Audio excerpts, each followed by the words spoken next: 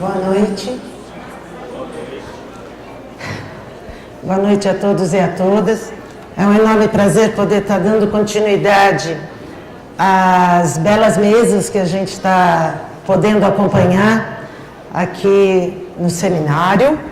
E essa mesa a gente vai dar, ela tem como nome, como tema, Precarização do Trabalho e Saúde dos Trabalhadores, no qual incluo e das trabalhadoras. Nós vamos abrir a mesa com a professora Edith Seligman Silva, que é médica psiquiatra, professora aposentada da Medicina Preventiva da USP, além de pesquisadora. Ministra ainda alguns cursos relacionados à saúde mental dos trabalhadores e das trabalhadoras, como, por exemplo, o belo curso que ela acabou de ministrar no SET Sapiens. Como referência no tema, é autora de vários livros, entre eles destacamos O Trabalho e o Desgaste Mental, O Direito de Ser Dono de Si Mesmo.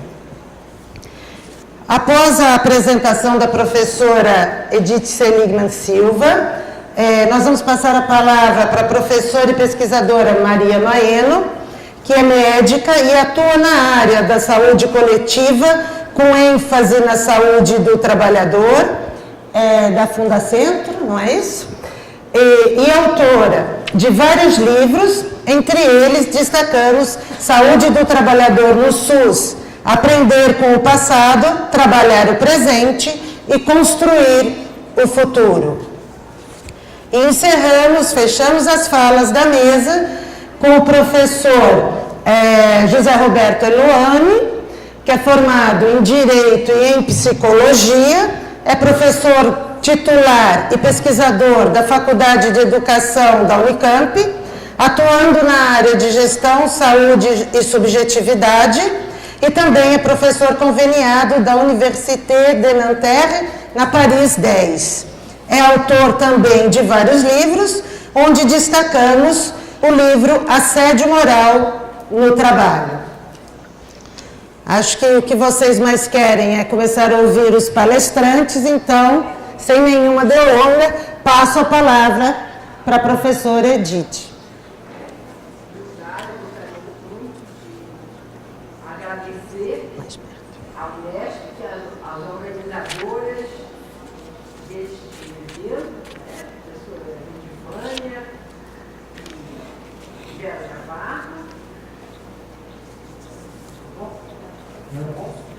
Da professora Edvânia e da professora Vera, organizadoras desse evento, que tanto se esforçaram pelo êxito do mesmo, que eu estou vendo que está ocorrendo.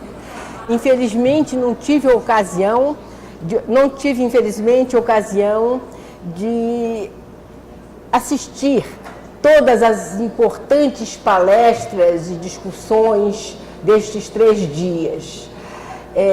Mas, pelo programa e pelo que já ouvi, os aspectos sociais, políticos, culturais, jurídicos, entre tantos outros, né, foram abordados em relação à precarização.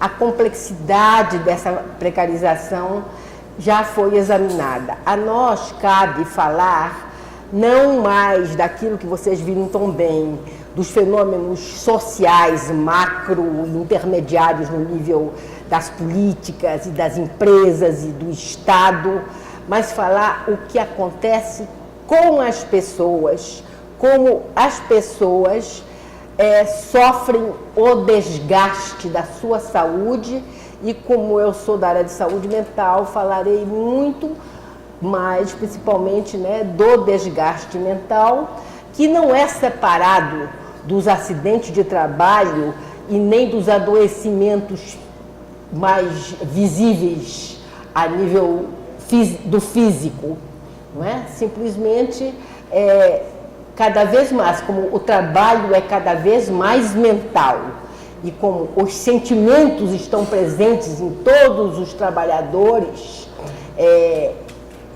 a saúde mental é cada vez mais atingida por tudo isso que vocês ouviram nos 3 dias anteriores. Então, a gente pode ver, não é, que existem várias faces da precarização social e do trabalho que vão incidir na saúde de cada um. Vocês já viram aqui a precarização dos vínculos contratuais, que também implica em precarização dos vínculos entre pessoas, dos vínculos das comunicações humanas, dos laços de solidariedade, dos laços de confiança. Uma coisa é difícil você separar o que é contratual e o que é humano, o que é relacional. A precarização também atinge a organização, as situações de trabalho e as várias condições de trabalho, né? Existe uma precarização da saúde e segurança do trabalho. Quer dizer, a precarização do que se investe, da atenção que se dá, tanto em termos de equipamentos, como de pessoal para a saúde e segurança do trabalho. Ao mesmo tempo, nós temos a precarização, quer dizer, quando eu falo precarização, acho que isso já foi muito examinado. O que é? É a fragilização, não é? E nós temos a fragilização também na construção das identidades individual e coletiva, dentro de todos esses processos que vocês viram muito bem, a fragilização da representação e da organização sindical, temos uma precarização do meio ambiente, não é? E tudo isso está envolvido pela precarização ética. É o grande invólucro de todas as precarizações e a precarização da saúde de quem trabalha e da sua família.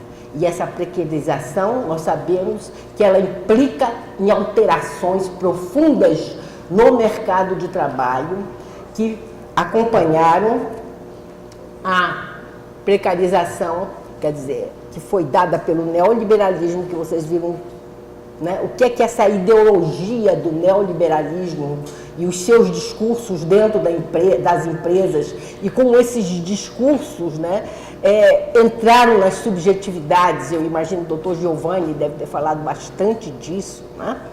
Então, e como as pessoas ficaram desapropriadas de si próprias, muitas vezes, não é, submetidas a esse discurso, que é um discurso também que a gente estuda sob o aspecto de ser um discurso da excelência. E dentro dessa ideologia da globalização, que deve ter sido muito bem discutida nesses dias, eu considero uma ideologia subsidiária no mundo do trabalho, que é a ideologia da excelência, que dá origem a uma psicopatologia que especialmente se faz sentir no trabalho, né?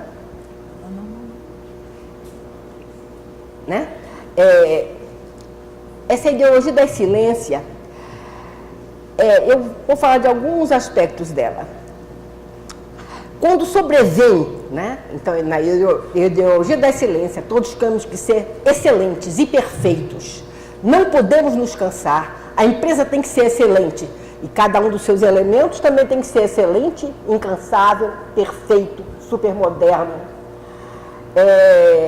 E aí, quando sobrevém a exaustão associada à frustração de não conseguir ser excelente, né, com a intensificação do trabalho, né, ou a impossibilidade de atender metas impossíveis, como vocês viram, né, certamente em muitas apresentações, você tem um dos quadros clínicos que nós estudamos dentro dos quadros de violência do trabalho, que a gente acaba usando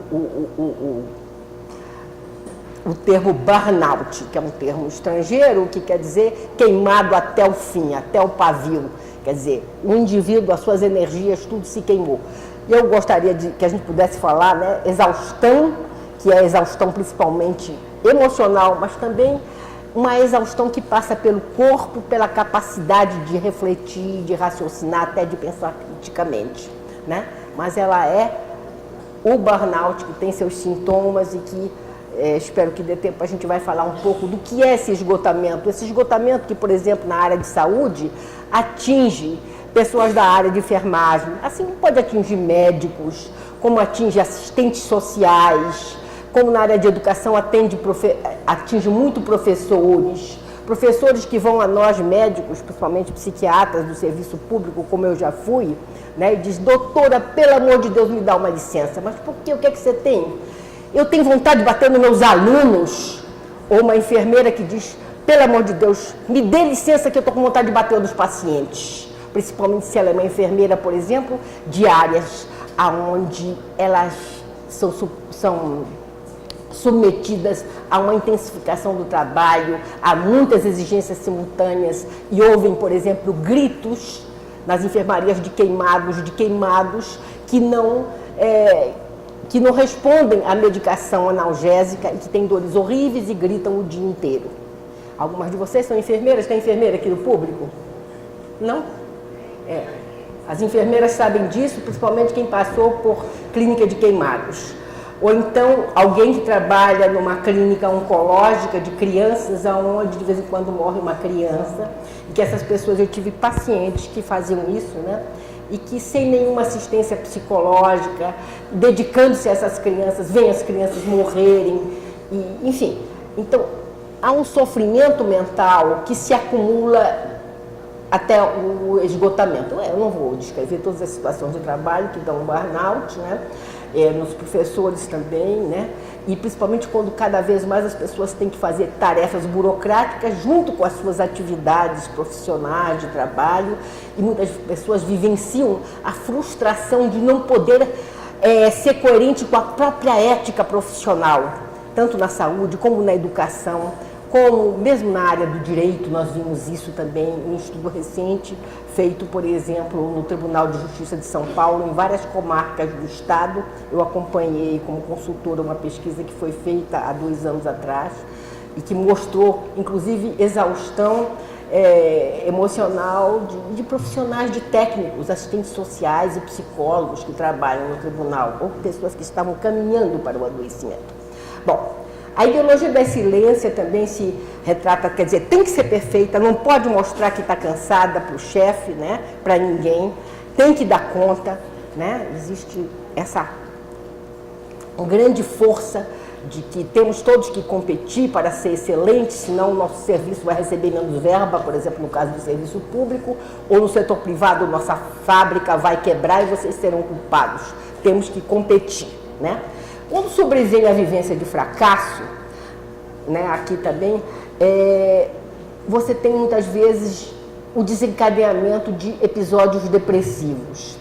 Por exemplo, nas reestruturações organizacionais ou mudanças tecnológicas, eu nunca me esqueço de um paciente que eu tive que foi de consultório, foi um dos primeiros casos que eu vi. Ele era de uma empresa aérea onde estava entrando a computação. E nessa empresa ele fazia, antes de entrar o computador, todo um trabalho que ele sabia que ele seria substituído pelo computador, por um programa, e que ele ia perder o emprego. Então, o desespero dessa pessoa, que era bastante inteligente para prever isso, e ele estava deprimido antes já, na medida que estava sendo implantado o problema, o sistema, né? E depois nós vimos isso. Nós vimos como em muitos bancos, né, os contadores viveram isso, eles iam ser dispensados, trocados pelas máquinas, pelos programas de computador, né? E muitas vezes as pessoas, elas perdem, por exemplo, o seu projeto de vida profissional, porque não existe mais, né? Enfim.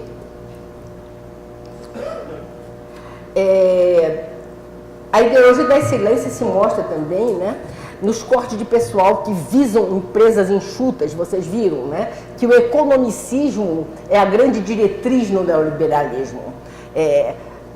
Extrair o máximo das pessoas para produzir o máximo também, né, como se as pessoas fossem outros tantos insumos e nada mais, né? Então, quanto menos pessoas, quer dizer, menos despesa de pessoal para empresas ágeis e enxutas, como eles dizem, né, na linguagem empresarial, no discurso.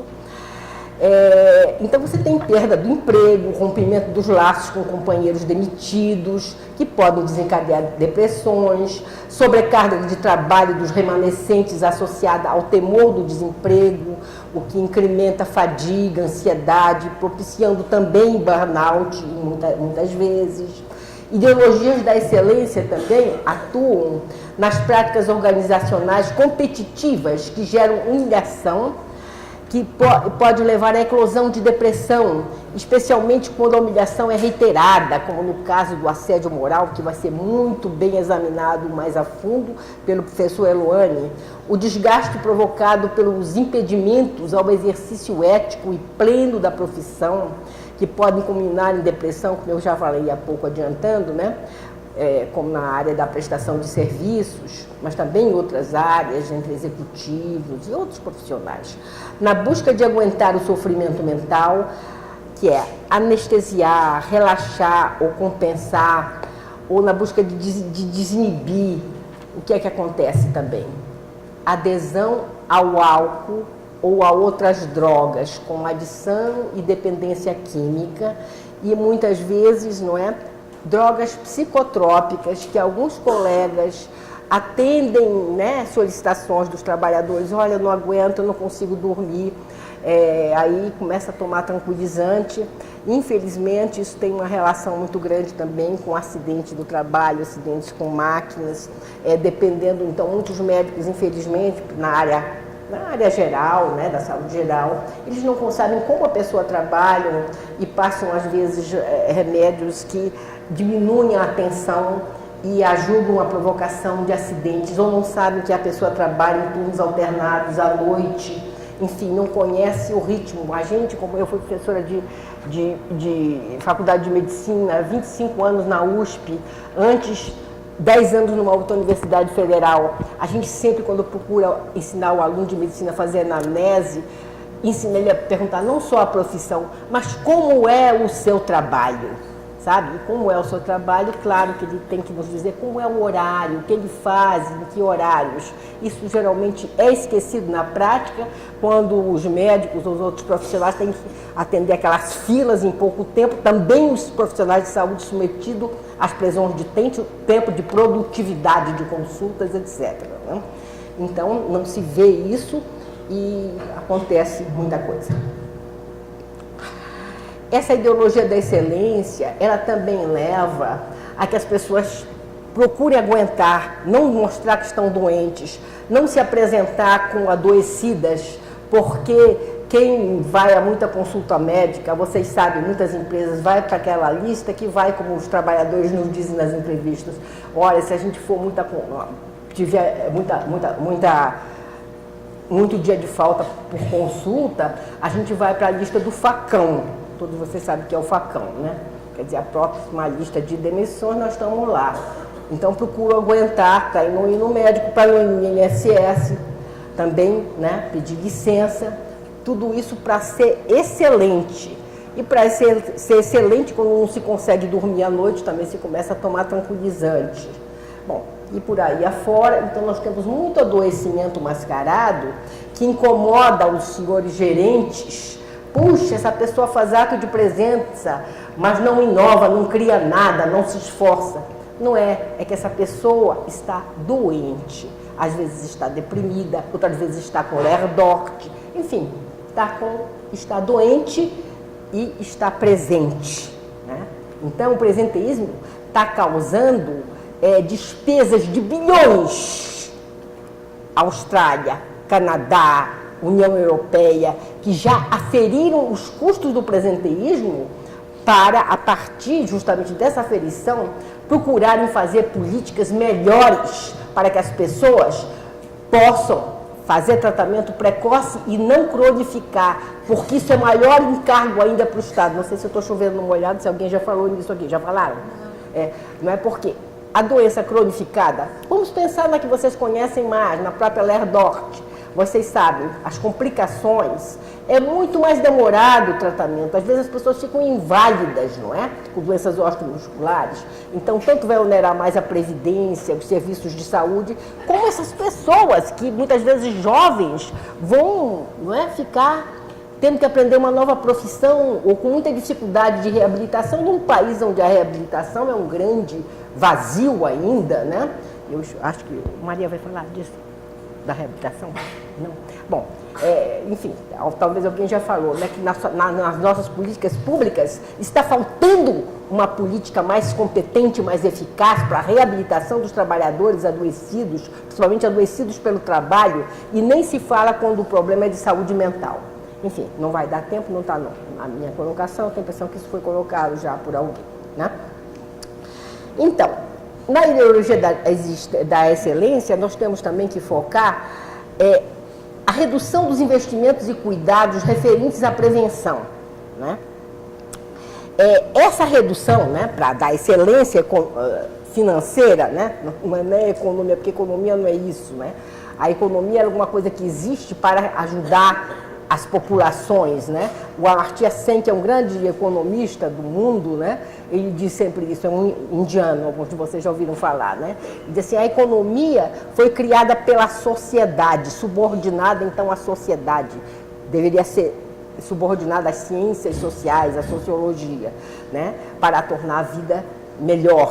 Mas hoje em dia acontece o contrário, a economia manda na sociologia e manda na política e manda em tudo, não é? A economia, mas aquela economia que é a financeira. E a única coisa que se globalizou no mundo, como vocês já ouviram esses dias, é realmente a financeirização, né? É o dinheiro que voa de um lugar para o outro. É a única coisa realmente globalizada, né?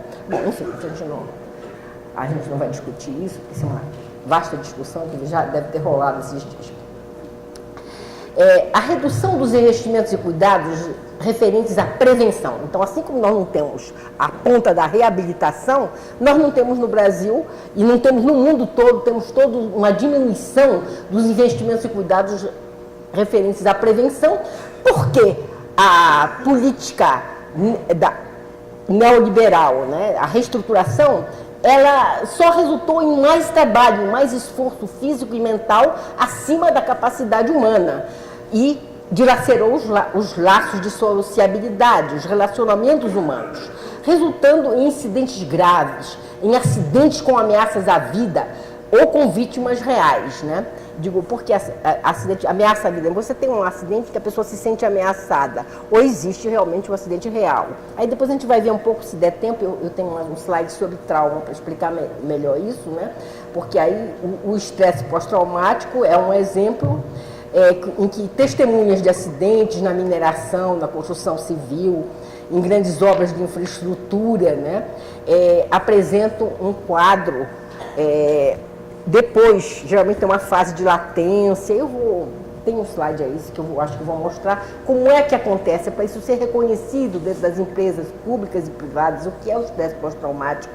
Nós ficamos 3 anos trabalhando no HC, há pouco tempo atrás, e nós atendemos muitas vítimas de assalto do transporte público de São Paulo, de ônibus. Então, esses homens, eles não podiam mais entrar em ônibus. Eles entravam em pânico e muitos tinham um diagnóstico errado de síndrome do pânico, e não é. O pânico deles era o medo de se repetir o acidente, eles visualizavam, quer dizer, o assalto, eles visualizavam o ladrão entrando e tremiam e tinham suores frios e não dormiam à noite. É um quadro chamado de estresse pós-traumático que aparece geralmente depois de um período, né, de latência, às vezes 1 mês, semanas ou até mais tempo depois é que o quadro começa e a pessoa não consegue mais entrar em contato com o local em que aconteceu o trauma, no caso o assalto, né? A gente teve até casos de pessoas que houve mortos, né, pessoas baleadas dentro do ônibus, eles viram, foram ameaçados também, enfim. Então, isso está se espalhando na área de transportes coletivos em todo o Brasil, tem estudos em Minas Gerais, confirmando o que a gente viu em São Paulo e em outros estados. Bom, os controladores de voo, que eles veem pela tela o que está acontecendo, o avião que vai bater, essas coisas. Então, nós tivemos algum trabalho acompanhando uma pesquisadora que estudou os controladores Então, eles têm, às vezes, estresse pós-traumático, né? Enfim, não vai dar para falar tudo isso, foi um assunto que eu me dediquei bastante, assim, tentei entender melhor o que acontecia e como é pouco reconhecido no Brasil essa síndrome que impede, às vezes, as pessoas precisam de reabilitação profissional, que não conseguem, né? É mais fazer aquele trabalho. Então, deveria existir, além da, vamos dizer, da reabilitação conectada ao tratamento, né? Inserção num outro trabalho e preparo para o outro trabalho. Bom, existe essa lista dos transtornos mentais, né, da portaria 1339/99 e também na Previdência Social, no anexo 2 do decreto 3848/99, é uma lista de 12 agravos mentais que são relacionados ao trabalho no Brasil, a países que nos invejam. Eu tenho falado com colegas de outros países, puxa, vocês têm uma lista que reconhece os agravos mentais relacionados ao trabalho. Só que na prática, em muitos serviços de saúde, as pessoas nem sabem que existe essa lista, né? E, no entanto, ela existe no site do Ministério da Saúde, vocês podem acessar, está dentro do livro Doenças Relacionadas ao Trabalho, publicado em 2001 e parece que uma reedição em 2004, né? Do Ministério, manual, é um manual do Ministério do Trabalho, e você tem, então, eu posso ler rapidamente, demência e outras doenças específicas classificadas em outros locais, delírio não sobreposto à demência, como descrita, transtorno cognitivo leve, que é uma coisa que pode aparecer muito depois de acidente com trauma craniano, não é reconhecido, né, lá na empresa, aí o paciente volta, ele operou a cabeça, curou, está curado, aí ele começa a esquecer as coisas e errar o trabalho, mandou ele embora por justa causa, porque ele está cometendo erros, não está prestando atenção, e na verdade é um transtorno cognitivo leve, consequente do traumatismo craniano que afetou o cérebro. Isto é, poucas vezes reconhecido, vai para a justiça, enfim. Eu não vou falar de cada coisa dessa que não dá. Essas primeiras são mais ligadas à intoxicação química, né? Transtorno orgânico de personalidade, enfim. Esse aqui, inclusive, eu acho que é muito complicado para explicar. Transtorno mental orgânico ou sintomático, que pode ser ligado também a problemas químicos. E uma coisa muito pouco reconhecida, o alcoolismo crônico relacionado ao trabalho. Aquelas situações em que o trabalhador diz, olha, eu bebo porque eu só dá para aguentar esse trabalho bebendo. Como trabalhadores que nós entrevistamos, que limpavam os esgotos de São Paulo, os nossos subterrâneos cheios de esgoto, que eles dizem só dá para trabalhar bebendo.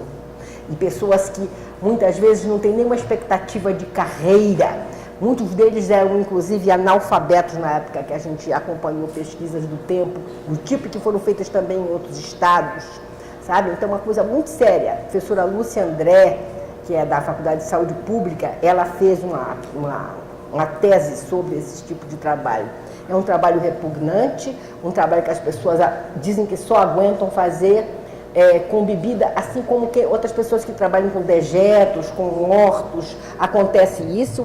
Elas podem ter também episódios depressivos, essas pessoas, quer dizer, os episódios depressivos existem, os estados de estresse pós-traumático dos quais eu já falei.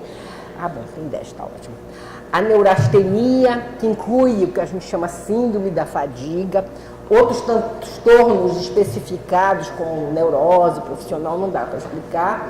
Isso aqui, o transtorno do ciclo vigília-sono devido a fatores não orgânicos, é muito interessante. A gente tem muito no trabalhador que trabalha em turno alternado e começa a ter uma fadiga crônica, constante. Aí ele não consegue mais dormir à noite, como ele está sempre trocando de turno, né? Ele tem muitas dificuldades para dormir e muitas vezes começa a ter outros agravos. Essa sensação de estar acabado é o burnout. É muito engraçado que na nossa classificação brasileira aparece assim, sensação de estar acabado. Acho isso um horror. Que é a síndrome de esgotamento profissional Z3.0, que não é doença, mas se você faz um laudo e acrescenta, isso é considerado como relacionado ao trabalho. É muito importante para quem faz laudo, para quem faz perícia bem feita. Contextos e situações de trabalho podem ser fonte de manifestações depressivas, né? A realização profissional, não é? Ela pode ser, então, são muitas as frustrações, como a realização profissional, o ideal de desenvolvimento e de uma ação significativa no trabalho, a projeção de uma carreira, a aspiração de poder ser integralmente, realizar os seus potenciais, que toda pessoa que começa a trabalhar, tenha ela estudado ou não para uma profissão, ela tem essa aspiração. Então, os impedimentos a ser integralmente, impedimentos colocados pelo gerenciamento adoecedor, que é alguma coisa que lá no meu livro e outros lugares também, outras pessoas escreveram, o que é esse gerenciamento adoecedor e como ele está se transmitindo, não só as empresas privadas em reestruturação ou que sofreram reestruturação, mas no setor público, como os servidores públicos, principalmente os que têm áreas, vamos dizer, que eu considero nobres, da atenção social, da educação, da saúde, impedindo de fazer o trabalho que eles sabem fazer, de acordo com a ética, como eles se sentem, sabe? E a realização como setor social, como ser social integralmente, como ela é impedida por diretrizes administrativas, por formas de gestão que unem, né, tecnologias gerenciais ditas modernas também, eu não sei se alguém já falou nessas tecnologias, né? Então são tecnologias, a gente fala das novas tecnologias e pensa só nas computadorizadas, na automação, mas a gente tem que lembrar que há trabalhos, que existe também técnicas de controle das pessoas, essas câmeras, e por exemplo, existe uma doença chamada paranoia situacional, vamos dizer, identificada na França por uma pesquisadora chamada Marie Pézet, não faz parte da nossa lista, deveria fazer, porque aumenta cada vez mais. As pessoas se sentem controladas, se sentem inibidas, impedidas por um controle continuado, uma vigilância, e estão com muito medo da avaliação, de serem considerados negativos. Então existem estudos sobre as formas de avaliação espezinhadoras, adoecedoras, e também desagregam o tecido social, fazem as pessoas, elas são jogadas a competir umas com as outras, né? E tem muitos contextos que são fonte de manifestações depressivas, além disso, né? Não conseguir atender exigências, perceber imposições que prejudicam e impedem a realização do trabalho com os princípios éticos e profissionais, o rebaixamento de carga ou função, muitas vezes injusto, ou por essas reestruturações que são feitas. Outras fontes, né, de depressão, perda de reconhecimento, eu era reconhecida, agora eu faço trabalho do jeito que ninguém me reconhece, fui mudado de setor, tem um chefe que faz questão de só mostrar erros no que eu faço, ausência ou perda de autonomia profissional, sofrer desqualificação, desempenhando, por exemplo, uma atividade inferior à capacidade adquirida, aos estudos, à experiência, sofrer ataques à sua dignidade, humilhação, ofensa, desrespeito, outras formas de violência psicológica, sofrer injustiça, calúnia, um processo administrativo injusto, isso também no caso, né, do setor público, quantos, né, têm sofrido isso. Bom, e além disso a gente estuda muito os traumas no trabalho, né, esses traumas psíquicos vivenciados em experiências ou testemunhadas. A pele psíquica se rompe também no acidente. Isso a Marie Pézet diz, né, essa psicanalista francesa, que estudou também a paranoia situacional, que é aquela situação que a pessoa se sente perseguida todos os momentos e leva isso para fora, começa a se sentir perseguido em casa, quebra as amizades. Então, às vezes, tem uma briga na rua, vai preso porque estava achando que estava alguém perseguindo. Às vezes as pessoas ouvem vozes. E isso não sei se tem médicos presentes, vocês estudaram os médicos, né? O que é a paranoia. Então a sintomatologia é parecida, só que ela é situacional, ligada à situação de trabalho, e ela é curável, enquanto que a paranoia da psiquiatria é muito difícil o tratamento, né? E aí basta mudar o trabalho e fazer um processo psicoterápico, que a pessoa muda, né? O problema é mudar a forma de administrar o trabalho de uma forma adoecedora, né? Olha, eu ia falar bastante mais sobre os traumas no trabalho, né? Que a gente tem no trabalho violência física, violência psicológica, violência sexual, e não pode esquecer que a negligência configura uma forma de violência responsável por acidentes do trabalho dessas empresas poupadoras de dinheiro, de equipamentos, de supervisão, de treinamento para evitar adoecimento e acidentes, né? Então eu vou terminar, porque eu não vou terminar com o que eu queria terminar, deixa eu ver aqui a última. A fase de latência, aqui é a descrição que eu queria fazer do TEPT. Eu só vou ler uma coisa que não fui eu que disse, mas que eu coloco num capítulo que eu escrevi sobre precarização, e tem nesse livro que está aí também do desgaste, nós falamos mais nisso, né? É o seguinte: Pierre Bourdieu, que é um sociólogo francês, em 1998, vejam vocês há quanto tempo, ele escreveu num livro chamado Contrafogos o seguinte, eu vou falar isso para encerrar e para a gente depois poder pensar, discutir aqui, depois das outras falas, que formas de resistência podem ser desenvolvidas contra tudo isso. Me parece que essas formas de resistência só podem ser desenvolvidas se houver um conhecimento maior, uma comunicação social competente para os trabalhadores em relação a esses processos muito obscuros pelos quais a administração e a reestruturação produtiva levam não só ao sofrimento, ao desgaste mental, ao que se diz assim genericamente, banalizando, isso é estresse. Eu não pude falar, eu gosto de falar também da diferença entre estresse, sofrimento mental e desgaste mental, que é justamente esse processo de perdas sucessivas e simultâneas que o trabalhador sofre sob essas administrações que o consomem, né? Então, o consumo humano leva ao desgaste humano e o desgaste mental é cada vez mais uma face que tem que ser mais aparente. Mas eu vou encerrar agora, nossa coordenadora, lendo o que o Pierre Bourdieu escreveu. A competição pelo trabalho é acompanhada por uma competição no trabalho, que é ainda uma forma de competição pelo trabalho, que é preciso conservar, custe o que custar, contra a chantagem da demissão. Esta concorrência, às vezes tão selvagem quanto a praticada pelas empresas, está na raiz de uma verdadeira luta de todos contra todos, destruidora de todos os valores de solidariedade e de humanidade. Ela é, muitas vezes, de uma violência sem rodeios. Isso foi dito pelo Pierre Bourdieu, agora, né, há tantos anos atrás, né?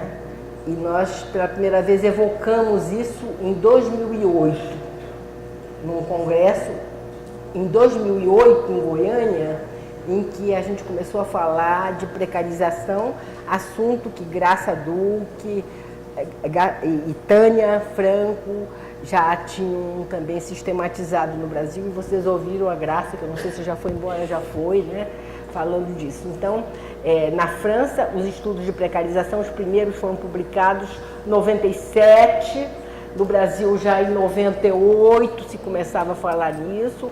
Elas fizeram aquele livro, né, Tânia e Graça Druck, em 2007, e a gente tem procurado se aprofundar nessa temática, e que eu sugiro que vocês procurem conhecer, muitos já conhecem, eu sei, desculpe, mas assim, como essa precarização do trabalho, a precarização social, ambiental, enfim, e a precarização ética, principalmente, com a degradação dos valores, como ela atinge a saúde mental de todo mundo que trabalha, seja em que extrato social, em que atividade for. Então, como a gente pode lutar contra isso, eu acho que vai ser uma outra discussão, né?